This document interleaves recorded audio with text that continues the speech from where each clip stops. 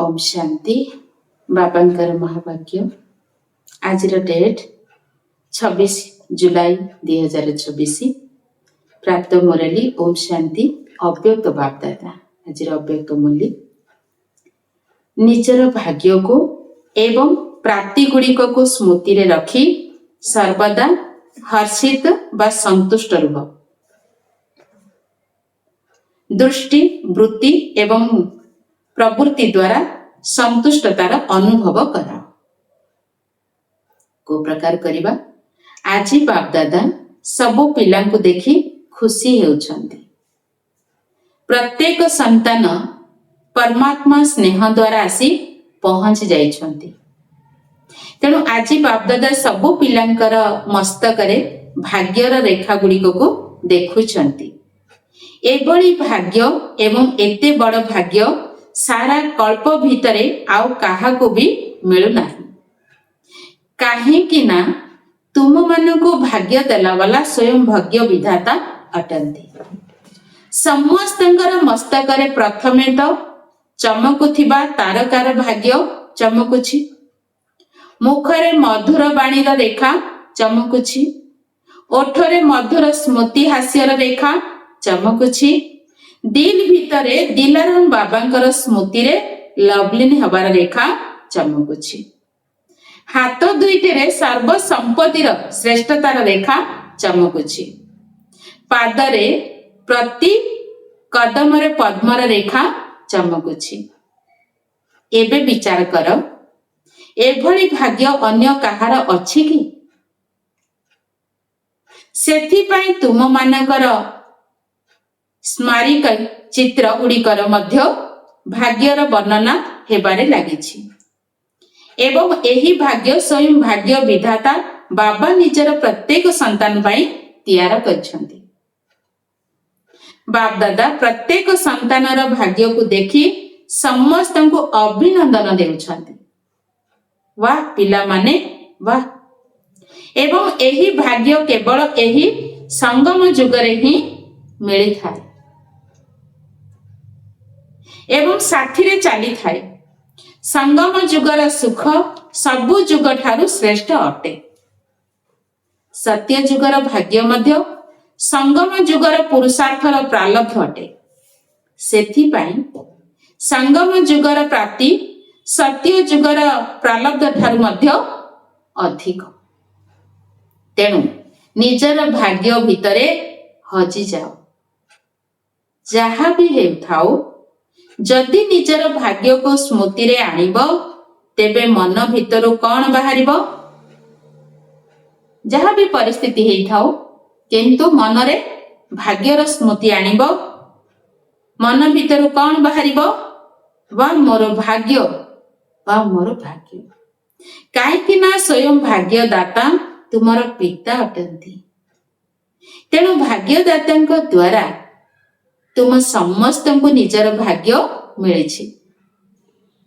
जानिछ तो आमे केते भाग्यवान ना केबे केबे भूली जाउछु। सर्वदा निशा रहुछि तो दुनियार लोक माने तुमको देखि पचारुछंती तुमको कौन मिलिछि एवं तुमे माने उत्तर कौन देउछ? जहा पाइबार थिला ताहा पाई गलु। पाई जाइछु तो हाथ उठाओ। पाई जाइछो ना अच्छा कौन पाई जाइछो?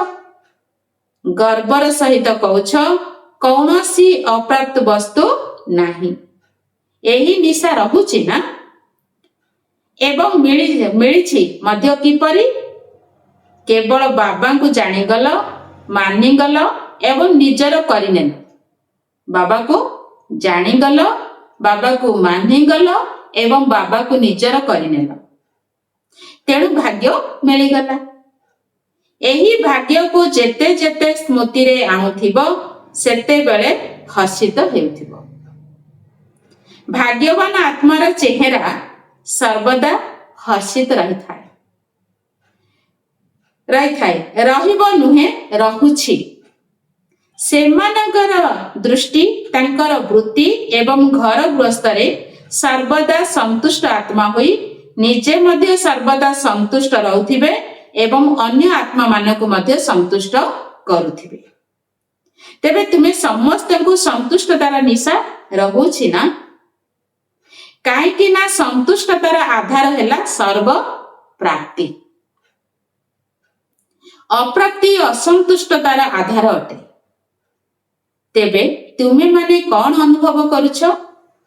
କୌଣସି ବସ୍ତୁ ଅପ୍ରାପ୍ତ ଅଛି ନା ସର୍ବ ପ୍ରାପ୍ତି ମିଳିଛି? ପ୍ରାପ୍ତିର ନିଶା ଅଛି ତ ସର୍ବଦା ରହୁଛି ନା? କେବେ କେବେ ରହୁଛି? ଯାହା ପାଇବାର ଥିଲା ତାହା ପାଇଯାଇଛୁ। ତେଣୁ ଯେଉଁଠି ସର୍ବ ପ୍ରାପ୍ତି ରହିଛି ସେଠାରେ ଅସନ୍ତୁଷ୍ଟତାର ଚିହ୍ନ ବର୍ଣ୍ଣ ନଥିବ। ତେଣୁ ବାପଦାଦା ଆଜି ଦେଶ ବିଦେଶର କେତେ ଦେଶରୁ ପିଲାମାନେ ଆସି ଏକାଠି ହୋଇଛନ୍ତି, କିନ୍ତୁ ସବୁଠାରୁ ଦୂରରୁ ଆସିଲା ବାଲା କିଏ? କଣ ଆମେରିକା ବାଲା ଦୂରରୁ ଆସିଛନ୍ତି? ଆମେରିକା ବାଲା ଦୂରରୁ ଆସିଛନ୍ତି ନା, କିନ୍ତୁ ବାବା କେଉଁଠୁ ଆସିଛନ୍ତି? ଆମେରିକା ତ ଏହି ଦୁନିଆ ଭିତରେ ଅଟେ ନା, କିନ୍ତୁ ବାପଦାଦା କେଉଁଠୁ ଆସିଛନ୍ତି? ପରମ ଧାମରୁ। ବ୍ରହ୍ମା ବାବା ମଧ୍ୟ ସୂକ୍ଷ୍ମ ବତନରୁ ଆସିଛନ୍ତି। ତେବେ କିଏ ଦୂରରୁ ଆସିଲେ? ସବୁଠାରୁ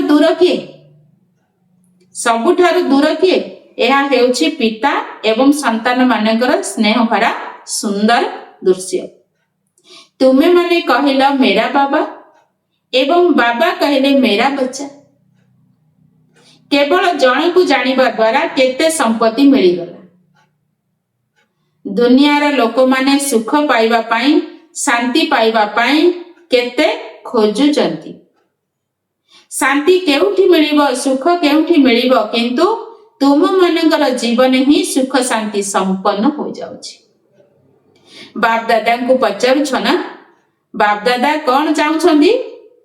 ବାପଦାଦା ପ୍ରତ୍ୟେକ ସନ୍ତାନ ଠାରୁ ଏହି କଥା ଚାହୁଁଛନ୍ତି ଯେ ମୋର ପ୍ରତ୍ୟେକ ସନ୍ତାନ ସର୍ବଦା ସ୍ୱରାଜ୍ୟ ଅଧିକାରୀ ହୋଇ ରହୁ। କେବେ କେବେ ନୁହେଁ। କାହିଁକି ନା ଏବେକାର ସ୍ୱରାଜ୍ୟ ଅଧିକାରର ବରଦାନ ବାବା ତୁମ ମାନଙ୍କୁ ଏହି ସଙ୍ଗମ ଯୁଗ ପାଇଁ ପୂର୍ଣ୍ଣ ମାତ୍ରାରେ ଦେଇଛନ୍ତି। ଅଳ୍ପ ନୁହେଁ, କେବେ କେବେ ପାଇଁ ନୁହେଁ, ସଦାକାଳ ପାଇଁ। ତେବେ ଚିନ୍ତା କର, ସଦାକାଳର ରାଜ୍ୟ ସ୍ୱରାଜ୍ୟ ଅଧିକାରୀ ହୋଇ ରହୁଛ ନା? କାହିଁକି ନା ବାପଦାଦା ଶୁଣାଇଛନ୍ତି ଯେ ଏହି ସମୟ କର୍ମେନ୍ଦ୍ର ଗୁଡ଼ିକର ଏବଂ ମନ ବୁଦ୍ଧି ସଂସ୍କାର ମଧ୍ୟ ତୁମେ ମାଲିକ ଅଟ। ଏହି ସମସ୍ତଙ୍କ ପାଇଁ ମଧ୍ୟ ମୋର ଶବ୍ଦ କହୁଛ, ମୁଁ କହୁନାହିଁ। ତେବେ ମନ ବୁଦ୍ଧି ସଂସ୍କାର ଯଦି ମୋର ହେଲା, ତେବେ ମୋର ଉପରେ ସର୍ବଦା ଅଧିକାର ରହିଥାଏ ନା? ସେହିଭଳି ମନ ବୁଦ୍ଧି ସଂସ୍କାର ଉପରେ ମଧ୍ୟ ପୂର୍ଣ୍ଣ ଅଧିକାର ରହିବା ଦରକାର। ଏହାକୁ କୁହାଯାଏ ସ୍ୱରାଜ୍ୟ ଅଧିକାରୀ। ତୁମେ ଯାହା ଆଦେଶ ଦେବ ସେହି ଅନୁସାରେ ସେମାନେ କାର୍ଯ୍ୟ କରିବା ପାଇଁ ନିମିତ୍ତ ଅଟନ୍ତି। କିନ୍ତୁ ସେଥିପାଇଁ ଚାଲିବା ବୁଲିବା ସମୟରେ, କାର୍ଯ୍ୟ କରିବା ସମୟରେ ମାଲିକ ପଣିଆର ନିଶା ରହିବା ଦରକାର। ନିଶ୍ଚୟ ଏବଂ ନିଶା ଉଭୟ ରହିବା ଦରକାର। ଏବେ ତ ଆତ୍ମାମାନଙ୍କୁ ସଂକଳ୍ପ ଦ୍ୱାରା ମଧ୍ୟ ସେବା ଦେବାର ସମୟ। ସମସ୍ତେ ଚିତ୍କାର କରୁଛନ୍ତି, ହେ ପୂର୍ବଜ ମାନେ ଆମକୁ ଟିକେ ସୁଖ ଶାନ୍ତି କିରଣ ଦେଇଦିଅ। ତେଣୁ ହେ ପୂର୍ବଜ ମାନେ, ଦୁଃଖୀ ଆତ୍ମା ମାନଙ୍କର ଡାକରା ଶୁଭୁଛି ତ? ବାପଦାଦା ମଧ୍ୟ ସଂକେତ ଦେଇ ସାରିଛନ୍ତି ଯେ କୌଣସି ପ୍ରାକୃତିକ ଦୁର୍ବିପାକ ଅଚାନକ ଆସିବ। କାହାକୁ କହିକି ଆସିବନି, ଅଚାନକ ଆସିବ। ସେଥିପାଇଁ ଗୋଟିଏ ସେକେଣ୍ଡ ଭିତରେ ଫୁଲ ଷ୍ଟପ୍ ଲଗାଅ। ତାର ଅଭ୍ୟାସ ମଧ୍ୟ କରୁଛ। କାହିଁକି ନା ସେହି ସମୟରେ ପୁରୁଷାର୍ଥ କରିବା ପାଇଁ ସମୟ ନଥିବ। ଯେ ଟିକେ ଅଭ୍ୟାସ କରିନିଏ, ତେଣୁ ତୁମେ ଫୁଲ ଷ୍ଟପ୍ ଲଗାଉଥିବ, କିନ୍ତୁ ଲାଗୁଥିବ ଆଶ୍ଚର୍ଯ୍ୟର ମାତ୍ରା। ସେଥିପାଇଁ ପୁରୁଷାର୍ଥ କରିବାର ସମୟ ଏବେ ମିଳିଛି ସେତେବେଳେ ତ ବାସ୍ତବିକ ରୂପରେ କରିବାକୁ ପଡ଼ିବ। ତେଣୁ ଏବେଠାରୁ ଏହି ଅଭ୍ୟାସ ମଧ୍ୟ କରୁଛ, ବାପଦାଦା ଫଳାଫଳ ମଧ୍ୟ ଦେଖୁଛନ୍ତି। ପିଲାମାନଙ୍କର ପ୍ରତି ଏଥିପ୍ରତି ଧ୍ୟାନ ମଧ୍ୟ ଅଛି, କରୁଛନ୍ତି ମଧ୍ୟ, କିନ୍ତୁ ଧ୍ୟାନ ଦେବା ଉପରେ ଆହୁରି ଅଧିକ ଗୁରୁତ୍ୱ ଦିଅ।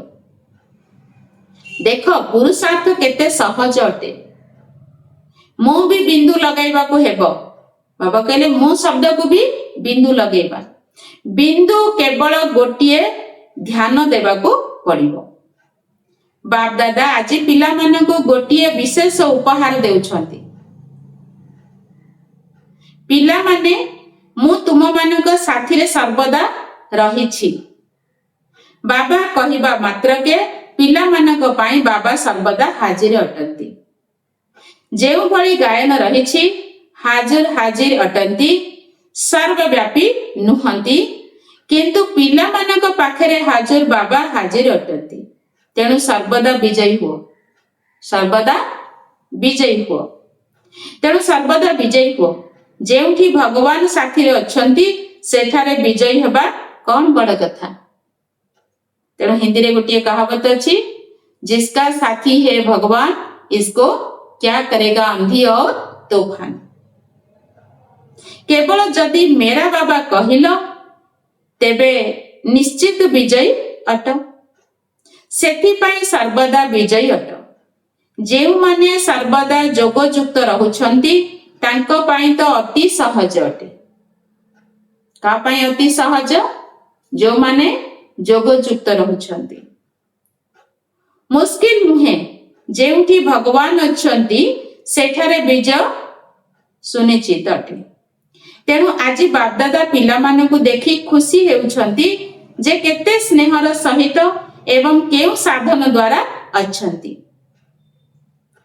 ଟ୍ରେନରେ ନା ପ୍ଲେନରେ ତାହା ତ ଶରୀର ଦ୍ୱାରା ଆସି ପହଞ୍ଚି ଯାଇଛନ୍ତି, କିନ୍ତୁ ଦିଲ ଦ୍ୱାରା ସ୍ନେହ ହିଁ ତୁମକୁ ଏଠାକୁ ନେଇ ଆସିଛି। ଯଦି ତୁମେ ସାହସ କରିଛ ତେବେ ବାବା ସାହାଯ୍ୟ କରିଛନ୍ତି। ଏବେ ବାପଦାଦା ଏହି କଥା ଚାହୁଁଛନ୍ତି ଯେ ପ୍ରତ୍ୟେକ ସନ୍ତାନ ପ୍ରତ୍ୟେକ କର୍ମରେ ନିଜର ସ୍ୱରାଜ୍ୟ ଆସନ ଉପରେ ସର୍ବଦା ସ୍ଥିତ ରହୁଥାଉ। ଆଚ୍ଛା, ଆଜି ପ୍ରଥମ ଥର ପାଇଁ କେଉଁମାନେ ଆସିଛନ୍ତି ସେମାନେ ହାତ ଉଠାଅ। ଛିଡ଼ା ହୋଇଯାଅ। ବହୁତ ଅଛନ୍ତି। ଆଚ୍ଛା, ଯେପରି ପ୍ରଥମ ଥର ଆସିଛ ସେହିପରି ପ୍ରଥମ ନମ୍ବର ହେବାର ଅଛି ନା? ହେବ ତ? ବାବାଙ୍କର ବରଦାନ ହେଲା, ଯେଉଁମାନେ ସାହସ ରଖିବେ ସେମାନଙ୍କୁ ବାବାଙ୍କର ସାହାଯ୍ୟ ମଧ୍ୟ ମିଳିବ ଏବଂ ସାହସ ଆଧାରରେ ଯେତେ ବି ଆଗକୁ ବଢିବାକୁ ଚାହିଁବ ସୁଯୋଗ ମିଳିବ। କାହିଁକି ନା ଏବେ ଅତି ବିଳମ୍ବର ବୋର୍ଡ ଲାଗି ନାହିଁ। ତେଣୁ ଯୋଗଯୁକ୍ତ ହୋଇ ରୁହ ଏବଂ ତୁମକୁ ଯାହା ମିଳିଛି ତାହା ଦ୍ୱାରା ଅନ୍ୟମାନଙ୍କ ସେବା କର। ଯେତେ ସେବା କରିବ ସେତେ ଆଶୀର୍ବାଦ ମିଳିବ ଏବଂ ସେହି ଆଶୀର୍ବାଦ ତୁମକୁ ଆଗକୁ ବଢାଇ ଚାଲିବ। ତୁମେମାନେ ସମସ୍ତଙ୍କୁ କେତେ ସନ୍ଦେଶ ଦେଇ ଚାଲ, ବାକି ତାଙ୍କ ଭାଗ୍ୟରେ ଯାହା ଥିବ ବାବା ଆଉ କଣ କରିପାରିବେ? ଯାହା ଭାଗ୍ୟରେ ଯାହା ଥିବ। କିନ୍ତୁ ତୁମେମାନେ ସମସ୍ତଙ୍କୁ କେବଳ ସନ୍ଦେଶ ଦେଇଦିଅ, ନିଜର ପୁଣ୍ୟ ଜମା କରି ଚାଲ, ତେବେ ପୁଣ୍ୟ ହିଁ ତୁମକୁ ଆଗକୁ ବଢାଇ ଚାଲିବ। ଆଚ୍ଛା, ବାପଦାଦା ଅମୃତ ବେଳାରେ ସବୁଆଡେ ଚକ୍କର ଲଗାଉଛନ୍ତି। କେତେଟାରେ ଚକ୍କର ଲଗାଉଛନ୍ତି? ଅମୃତ ବେଳାରେ। ତାଙ୍କ ପାଇଁ ଚକ୍କର ଲଗାଇବା କଣ ବଡ଼ କଥା? ବାପଦାଦା ଏକଥା ମଧ୍ୟ କହିଦେଉଛନ୍ତି ଯେ ଚାରିଟା ସମୟରେ ମିଳନ କରିବାର ବିଶେଷତା ହେଲା ଯେ ଚାରିଟା ବେଳେ ବାପଦାଦା ସବୁ ପିଲାଙ୍କୁ ସହଜରେ ବରଦାନ ଦେଇଥାନ୍ତି। ବରଦାନ ଦାତାଙ୍କର ବିଶେଷ ପାଠ ଅମୃତ ବେଳାରେ ଚାଲିଥାଏ। ଯାହାକୁ ଯେଉଁ ବରଦାନ ଆବଶ୍ୟକ ବରଦାତା ବାବା ତାହା ଦେଇ ଦିଅନ୍ତି। ତୁମେ ପରୀକ୍ଷା କରି ଦେଖ, ଯାହା ଦରକାର କେତେଟାରେ ଆମେ ବାବାଙ୍କୁ ଦବା? ଚାରିଟା। ପରୀକ୍ଷା କରି ଦେଖ କିନ୍ତୁ ତୁମେ ମାନେ ମଧ୍ୟ ବରଦାନ ନେବା ପାଇଁ ସୁଜାଗ ରହିବ ତ ନା ଢୁଳେଇବା? ଯଦି ସୁଜାଗ ନଥିବ ତେବେ ବାପଦାଦା ଚକ୍କର ଲଗାଇ ଚାଲିଯିବେ ଏବଂ ତୁମେ ଭାବୁଥିବ ସେଥିପାଇଁ ଅମୃତ ବେଳାକୁ ମହତ୍ୱ ଦେଉଛ, କିନ୍ତୁ ଆହୁରି ଅଧିକ ଧ୍ୟାନ ଦିଅ। ବାପଦାଦା ଦେଖୁଛନ୍ତି ଯେ ସମୟ ଅନୁସାରେ ସେବା ମଧ୍ୟ ବଢି ଚାଲିଛି ଏବଂ ସେବା କାରଣରୁ ବାବାଙ୍କ ଠାରୁ ବରଦାନ ନେବାରେ ଦୂରେଇ ରହିପାରିବ ନାହିଁ। ବାକି ଅଧିକାଂଶ ଡବଲ ବିଦେଶୀ ମାନେ ପୁରୁଷାର୍ଥ ମଧ୍ୟ କରୁଛନ୍ତି। ପୁଣି ବି ଆଉ ଟିକେ ଅଧିକ ଧ୍ୟାନ ଦିଅ, ଗୁରୁତ୍ୱ ଦିଅ। ବାକି ମଧୁବନରେ ଯେମିତି ବି ହେଉ ପହଞ୍ଚି ଯାଉଛ। ବାପଦାଦା ଏଥିପାଇଁ ସବୁ ପିଲାଙ୍କୁ ବିଶେଷ ଅଭିନନ୍ଦନ ଦେଉଛନ୍ତି। ବାପଦାଦା ଶୁଣିଛନ୍ତି ଯେ ବାପଦାଦା ସଂସ୍କାରକୁ ପରିବର୍ତ୍ତନ କରିବା ଉପରେ ଯେଉଁ ଶିକ୍ଷା ଦେଇଥିଲେ, ଭାବୁଛନ୍ତି ଯେ ଆମକୁ କରିବାକୁ ହିଁ ପଡିବ ଏବଂ ତାଙ୍କୁ କରିବା ପାଇଁ ଅମୃତ ବେଳାରେ ପ୍ରତିଦିନ ଯେପରି କୌଣସି ଏକ ସୋମାନ ସ୍ମୃତିକୁ ଆଣୁଛ, ସେହିପରି ତା ସହିତ ଭିନ୍ନ ଭିନ୍ନ ପ୍ରକାରରେ କୌଣସି ଗୋଟିଏ ସଂସ୍କାର ଉପରେ ବିଶେଷ ଧ୍ୟାନ ଦିଅ। ଆଜି ଦିନରେ ଏହି ସଂସ୍କାର ଉପରେ ବିଶେଷ ଧ୍ୟାନ ଦେବି। ତାପରେ ରାତିରେ ଯେତେବେଳେ ବାପଦାଦାଙ୍କୁ ନିଜର ସାରା ଦିନର ଚାଟ ଦେଉଛ, ସେତେବେଳେ ଏହି ସଂସ୍କାରର ଫଳାଫଳ ବିଷୟରେ ମଧ୍ୟ ବିଶେଷ ଶୁଣାଅ, ଯାହା ଦ୍ୱାରା ବିଶେଷ ଧ୍ୟାନ ଦେବା ହୋଇଯିବ। ପ୍ରତିଦିନ କୌଣସି ନା କୌଣସି ସଂସ୍କାର ଉପରେ ଧ୍ୟାନ ଦେବାକୁ ହେବ। ତେଣୁ ଯେପରି ଯୋଗ କରିବା ଉପରେ ବିଶେଷ ଧ୍ୟାନ ଦେଉଛ, ସେହିପରି ତା ସହିତ ସେହି ସମୟରେ ଏହି ଫଳାଫଳ ମଧ୍ୟ ବାପଦାଦାଙ୍କୁ ଦିଅ। ଧରିନିଅ ଯଦି ତୁମେ ଚାହୁଁଛ କିନ୍ତୁ ସେ ଦିନ ତୁମେ ସାମ୍ନାରେ ସେଭଳି କୌଣସି ସଂସ୍କାରକୁ ପରିବର୍ତ୍ତନ କରିବା ଭଳି କାର୍ଯ୍ୟ ହେଲା ନାହିଁ, ତେବେ ନିଜେ ନିଜକୁ ବାବାଙ୍କର ଅଭିନନ୍ଦନ ଦିଅ ଏବଂ ପ୍ରତିଦିନ ଏହିଭଳି ବାବାଙ୍କର ଅଭିନନ୍ଦନ ବିଶେଷ କରି ଏହି ସଂସ୍କାର ଗୁଡ଼ିକ ପ୍ରତି ନେଇ ଚାଲ। ତେବେ ଦେଖିବ ସଂସ୍କାର କାର୍ଯ୍ୟକାରୀ ହେବାରେ କମି ବାବା କହିଛନ୍ତି କମି ହୋଇ ଚାଲିବ। ତେବେ ଯେପରି ଯୋଗ ବିଷୟରେ ଚେକ୍ କରୁଛ, ସେହିପରି ସଂସ୍କାର ପାଇଁ ମଧ୍ୟ ଚେକ୍ କର। ସଂସ୍କାର ମଧ୍ୟ ପ୍ରତିଦିନ ବାହାରେ ନାହିଁ, କେବେ କେବେ ବାହାରେ। ଯେଉଁମାନେ ପୁରୁଷାର୍ଥୀ ଅଟନ୍ତି ସେମାନଙ୍କ ପାଇଁ ପରୀକ୍ଷା ମଧ୍ୟ ଆସିଥାଏ, ବାକି ସବୁଦିନ ଆସେ ନାହିଁ। କିନ୍ତୁ ଏଥିପ୍ରତି ଯଦି ଧ୍ୟାନ ଦେଇ ଚାଲିଥିବ, ତେବେ ଏହି ଅର୍ଥାତ ଧ୍ୟାନ ଦେବା ମଧ୍ୟ ଟେନସନକୁ ସମାପ୍ତ କରି ଚାଲିବ। ଟେନସନ ସମାପ୍ତ କରି ଚାଲିବ କାହିଁକି ନା ବାପଦାଦା ଦେଖୁଛନ୍ତି ବିଦେଶୀ ପିଲାମାନଙ୍କ ଭିତରୁ କେତେକ ପିଲା ଯଦି କୌଣସି କାର୍ଯ୍ୟ ଆରମ୍ଭ କରୁଛନ୍ତି, ତେବେ ଏଥିପ୍ରତି ଆରମ୍ଭରୁ ଧ୍ୟାନ ଦେଉଛନ୍ତି। ତେଣୁ ଅଟେନସନ ଦେବା ବାଲା ହିଁ ମୁକ୍ତି ପ୍ରାପ୍ତ କରିଥାନ୍ତି। ବାବାଙ୍କର ମଧ୍ୟ ବରଦାନ ରହିଛି, ବୁଝିପାରିଲ? ଯଦି ଏବେ ଏହା ପଛରେ ଲାଗିଯିବ, ପ୍ରତିଦିନ ଫଳାଫଳକୁ ଚେକ୍ କରିବ, ତେବେ ସଂସ୍କାର ଆପେ ଆପେ ଢିଲା ହୋଇଯିବ ଏବଂ ବାପଦାଦା ଯେଉଁଭଳି ଚାହୁଁଛନ୍ତି ଯେ ସଂସ୍କାରକୁ ସମାପ୍ତ କରିବାରେ ନମ୍ବର 1 ହୁଅ, ଯେଉଁ ସଂସ୍କାରକୁ ଚାହୁଁଛ ସେହି ସଂସ୍କାର ହିଁ କାର୍ଯ୍ୟରେ ଲାଗୁ, ତାହା ହୋଇଯିବ। ତା ଉପରେ ଧ୍ୟାନ ଦେଲ ନା, ତେଣୁ ହୋଇଯିବ। କିନ୍ତୁ ଏମିତି ବିନା ମେହନତରେ ହେବ ନାହିଁ, ସେଥିପ୍ରତି ଧ୍ୟାନ ଦେବାକୁ ପଡ଼ିବ। ସଂଗଠନ ଭିତରେ ହିଁ ଏହି ସଂସ୍କାର ବାହାରିଥାଏ। କଡ଼ା ସଂସ୍କାର, ଯାହାର ଯେଉଁ ଭଳି କଡ଼ା ସଂସ୍କାର ଥାଏ, ସେ ସଂସ୍କାର ସେ ଏକୁଟିଆ ରହିଲେ କୋଉଠି ବାହାରିବ? ତେଣୁ ତାର ସଂଗଠନରେ ବାହାରିଥାଏ। କାହିଁକି ଜାଣିଛ? ତୁମମାନଙ୍କ ଚିତ୍ର ଗୁଡ଼ିକକୁ ପୂଜା କରିବା ସମୟରେ ସେମାନେ ତୁମର କେତେ ଭଲ ସଂସ୍କାର ଗାୟନ କରୁଛନ୍ତି, କେତେ ସେହିଭଳି ହେଉଛ, ବୋଲି ତ ବର୍ଣ୍ଣନା କରୁଛନ୍ତି। ତେଣୁ ନିଜର ଦୈବୀ ରୂପକୁ ମନ ଭିତରେ ପ୍ରକଟ କର। ଦେଖ ଭକ୍ତମାନେ କଣ ଗାୟନ କରୁଛନ୍ତି। ସେଇଭଳି ଦେବତା ତ ନିଶ୍ଚୟ ହେବ ନା। ଆଚ୍ଛା, ବାକି ସବୁ ଡବଲ ବିଦେଶୀ ପୁରୁଷାର୍ଥରେ ସଫଳତାର ଅନୁଭବ କରି ଚାଲିଛ। କରୁଛ ତ ହାତ ଉଠାଅ। ଯେଉଁମାନେ ସଫଳତାର ଅନୁଭବ କରୁଛ, ବା ହାତ ତ ବହୁତ ଭଲ ଉଠାଇଛ। ତେଣୁ ଲକ୍ଷ୍ୟ ରଖ, ଏବେ ଏହା ପଛରେ ବିଶେଷ ଧ୍ୟାନ ଦେବାକୁ ହିଁ ପଡ଼ିବ। ଏଥିରେ ମଧ୍ୟ ନମ୍ବର ନେବାକୁ ହିଁ ପଡ଼ିବ। ତେବେ ତୁମକୁ ଦେଖି ଅନ୍ୟମାନଙ୍କୁ ମଧ୍ୟ ଉମଙ୍ଗ ଉତ୍ସାହ ଆସିବ। କାହିଁକି ନା ତୁମେ ନିମିତ୍ତ ଅଟ ନା। ଏବଂ ନିମିତ୍ତ ହେବା ବାଲାକୁ ବାପଦାଦାଙ୍କ ଠାରୁ ବିଶେଷ ସହଯୋଗ ମଧ୍ୟ ମିଳିଥାଏ। ବାକି ବାବା ଖୁସି ଅଛନ୍ତି ଯେ ସେଣ୍ଟର ଗୁଡ଼ିକ ମଧ୍ୟ ବୃଦ୍ଧି ହୋଇ ଚାଲିଛି। ପୁରୁଷାର୍ଥ ପ୍ରତି ମଧ୍ୟ ଧ୍ୟାନ ଅଛି, କିନ୍ତୁ ଏବେ ପରିବର୍ତ୍ତନ ନିମିତ୍ତ ହେବା ବାଲା ହୁଅ। କେତେ ତୁମମାନଙ୍କୁ ଦେଖି ଅନ୍ୟମାନଙ୍କ ଭିତରେ ମଧ୍ୟ ପରିବର୍ତ୍ତନ ଶକ୍ତିର ଉମଙ୍ଗ ଉତ୍ସାହ ଆସିବ। ବାକି ବାପଦାଦା ଖୁସି ଅଛନ୍ତି ଯେ ପୁରୁଷାର୍ଥ ତ କ୍ରମାନୁସାରେ ନିଶ୍ଚିତ ରହିଥାଏ। ତାହା ତ ସମସ୍ତେ ଜାଣନ୍ତି, କିନ୍ତୁ ପୁରୁଷାର୍ଥ ମଧ୍ୟ ଧ୍ୟାନ ଅଛି, ଆହୁରି ବଢିବ ମଧ୍ୟ। ବାକି ବାପଦାଦାଙ୍କ ଠାରୁ ୟାଦ ପ୍ୟାର ତ ପ୍ରତିଦିନ ମିଳି ଚାଲିଛି। ଦେଖ ଘରେ ବସିଗଲେ ମଧ୍ୟ ବାପଦାଦାଙ୍କର ୟାଦ ପ୍ୟାର ଗୋଟିଏ ଦିନ ବି ବନ୍ଦ ନାହିଁ।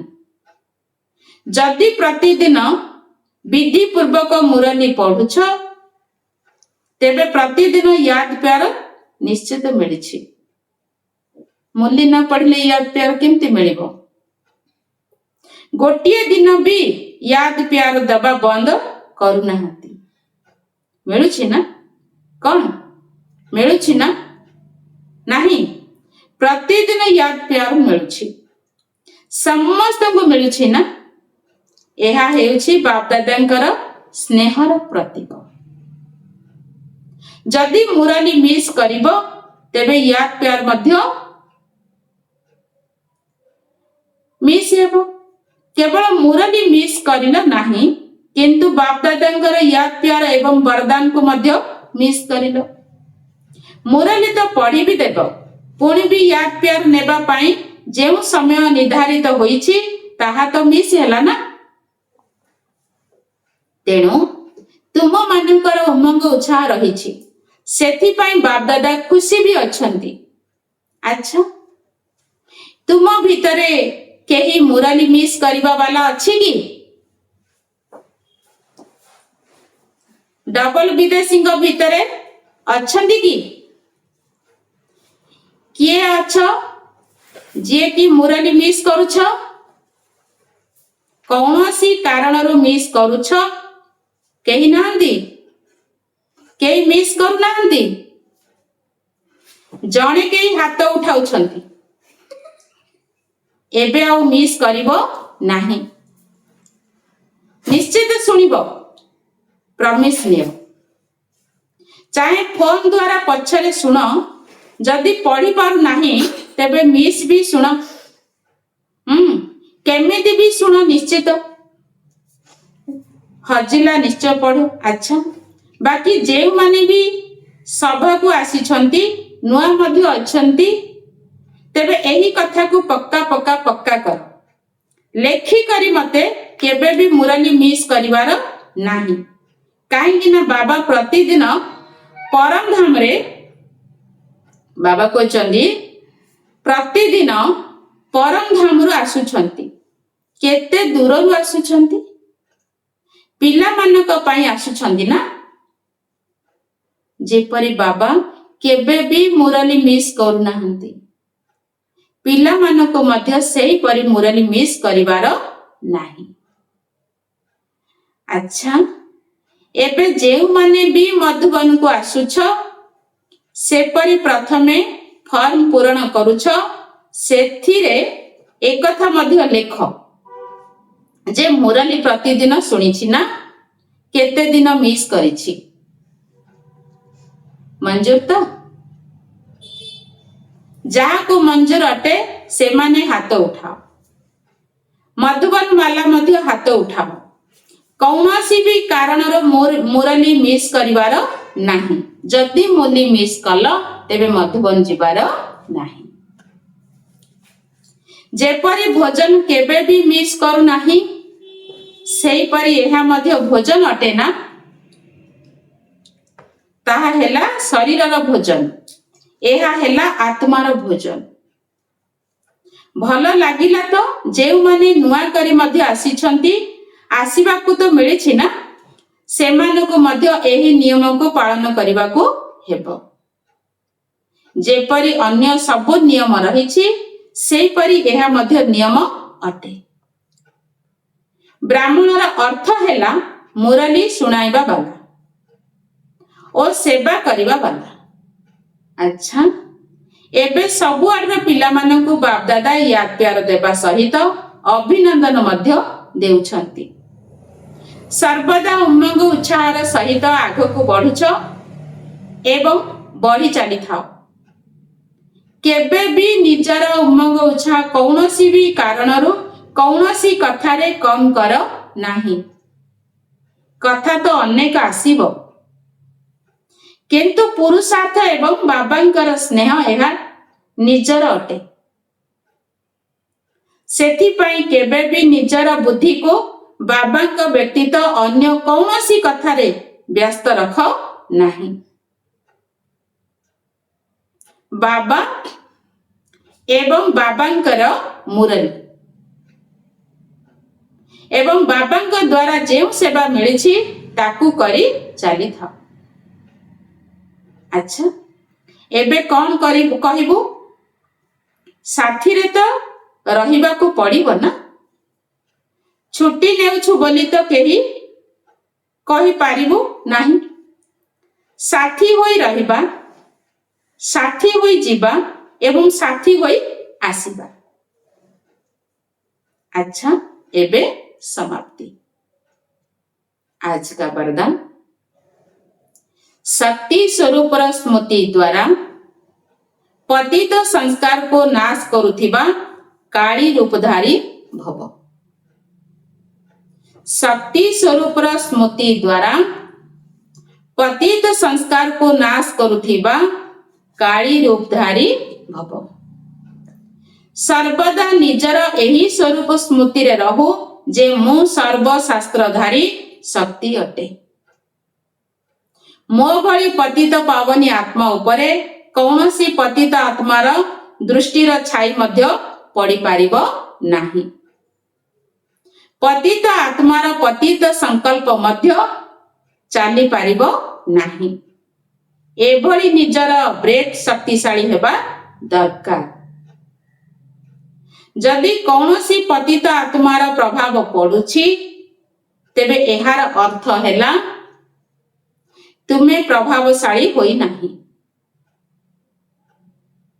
जेउ माने निजे ही सांघारी अटंती से माने केबे कहार शिकार होई पारिबे नाही सेथि पई एभली काली रूपधारी हो जहा कि केही भी जदि तुम सामना रे एभली संकल्प मध्य करिवो तेबे तार संकल्प मूर्छित होई जिवो आजिर स्लोगान राजकीय रूपर इच्छार स्वरूप हेला नाम मान एवं शान अर्थात पद व प्रतिष्ठा बाबा कहले राजकीय रूपर इच्छार स्वरूप हेला नाम मान एवं शान अर्थात पद व प्रतिष्ठा तेणु ये सब आम रहिबा उचित नुह अच्छा ओम शांति।